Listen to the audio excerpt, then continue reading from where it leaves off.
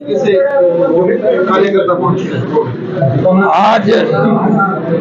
हमारी जो भी सामाजिक संस्थाएं हैं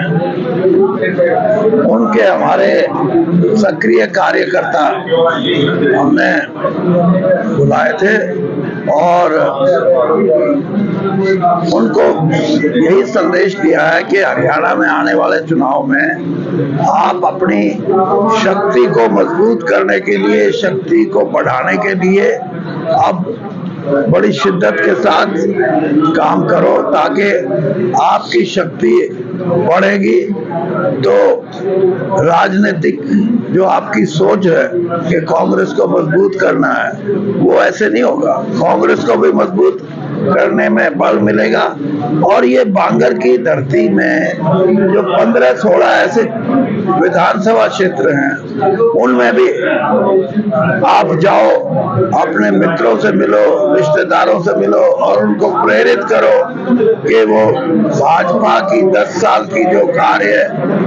सरकार है उसकी विफलताएं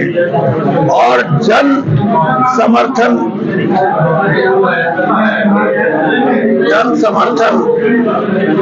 को अपने साथ जोड़ने के लिए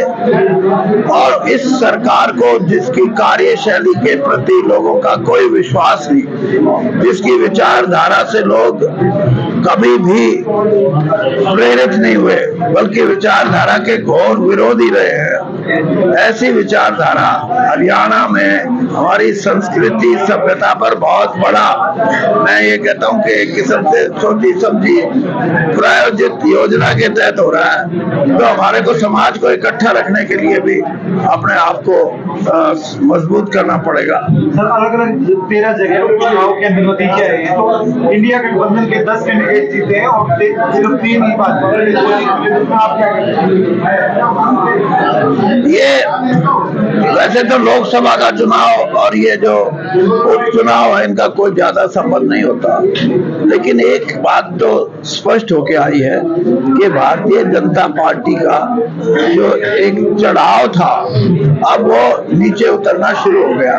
और उसी का ये परिणाम है कि आम जनसाधारण में, चाहे वो किसी राज्य में, तमिलनाडु में भी लोगों की यही सोच, हिमाचल प्रदेश भी ऐसे रिजल्ट थे, पंजाब भी ऐसे रिजल्ट थे, वेस्ट बंगाल भी थे, तो इससे इनको सिर्फ 2 सीटें मिली हैं, 13 में से 2 सीट मिली हैं और 10 सीटें इंडिया गठबंधन को मिली है। तो ये इशारा है लोगों का कि आने वाला जो भविष्य है उसमें भारतीय जनता पार्टी की विचारधारा से लोग अलग हो रहे हैं। उनकी विचारधारा को हमारे संविधान के लिए, हमारे पार्लियामेंट्री जो डेमोक्रेसी है उसके लिए, जो प्रजातंत्र है और ऐसी अनेक चीजें जो संविधान में कमेरे वर्ग को, गरीब को, उसके संसाधनों को बढ़ाने के लिए बनाई गई हैं, उनको वो खतरा मान के उसके प्रति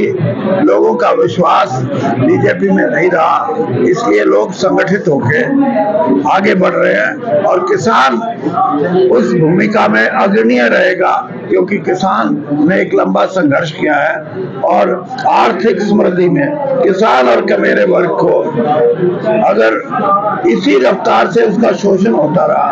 तो भारतीय जनता पार्टी से लोग बिल्कुल विमुख हो जाएंगे। सर, भाजपा कह रही है कि 26 जून को हम जो संविधान की हत्या का दिवस मनाएंगे आसपास। 26 जून तो जा लिया यार, जुलाई 26 जुलाई को संविधान के हत्या दिवस के रूप में मनाएंगे, क्योंकि इमरजेंसी लगाई थी इंदिरा गांधी जी। मैं बता दिया, अब इनको बाद में याद आता है ना, वो तो 26 जून तो जा चुकी, अब कोई नई झूठ निकालनी हो तो वो शायद निकालते हो। क्राइम रेट बहुत बढ़ रहा है, सर आप गोलियां मारी जा रही है, हाथी गोली मारी, उसके ऊपर आप सिर्फ क्राइम की बात नहीं, बात यह है व्यवस्था में भारतीय जनता पार्टी, जिसको हम स्वराज बोलते हैं, गवर्नेंस, उसमें पूरे तौर पे फेल हैं। इसीलिए ये चाहे वायलेंस की घटनाएं हैं, चाहे भ्रष्टाचार है और चाहे लोगों के अंदर एक परेशानी है कि कोई रोजगार नहीं है लोगों के पास, नौकरियां कोई, किसी युवाओं को नौकरियों का कोई रास्ता नहीं दिखता। ये सारी चीजें एक ही तरफ इशारा करती है कि भारतीय जनता पार्टी की सरकार पूर्ण रूप से गवर्नेंस, सुशासन में फेल हुई। कल दिल्ली में नए चौपाल के नाम से एससी चौपाल भी हुई थी, किसान चौपाल भी हुई थी, व्यापारी चौपाल भी हुई थी। फिर तो न्याय चौपाल देने की कांग्रेस ये कहना चाह रही है कि भाजपा न्याय करती है इन लोगों के। नहीं, न्याय का मतलब अन्याय नहीं होता। न्याय का मतलब है जो जस्टिफाइड चीजें हैं, जिसकी लोगों को अपेक्षाएं हैं, उनको